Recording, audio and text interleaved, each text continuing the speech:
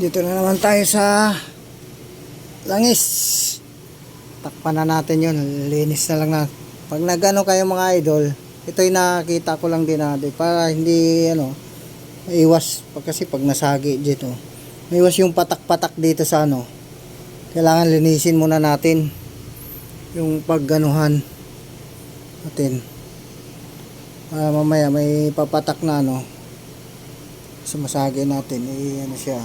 Wala, malinis yung dito ay hindi na nga kaya big sabihin dito lang itong na to, part na to, kasi hindi natin maiwasan masagi. Kaya naluagan na tatanggal na natin ito, sasalin na natin lang siya na ito. Tapos yung ginamit natin ito, dati long drive pero unang lang yun, Yamalod. Tapos yung una, tapos pangalawa yung long drive, ito na pinalit natin. Hanggang ngayon apat na change oil na tayo. Ito na gamit natin, apat o panglima na to ngayon. Ito na gamit natin. Kaya idol, sasali na natin idol. Naka naman dito 900 lang ml, wala tayong pangtakal, kaya tansyahin na lang natin mamaya sa kaya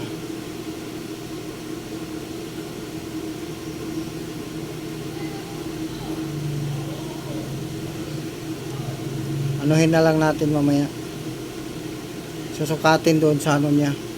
Wala pa yung pangtakal ko pa rin dumating galing Japan din yun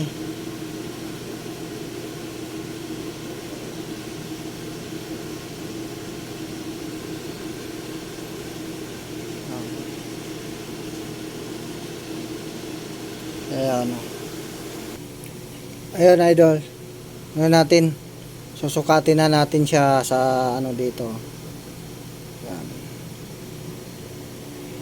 Kasi wala tayong kaya tansahan na lang yan. Ibaling kumulang, wag lang sumubra. Yan ay saksak na natin idol. Hugutin na natin at titingnan natin kung yung level niya kasi lang nga tayo tansahan lang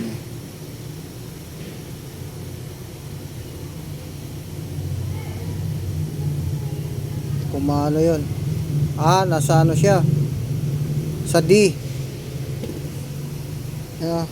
Yung basaan niya yung mismong gitna ng D.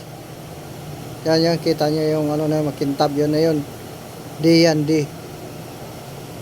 Okay na yan okay na yan sa idol. Nung nakaraan ganun din yan tapos kanina pala hindi ko pala na videohan, tiningnan ko nasa 2 lang siya.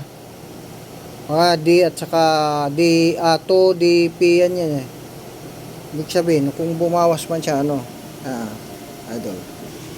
Yan, sinukat natin uli idol. Tapos yan natin kung hanggang saan talaga natin. Baliktad.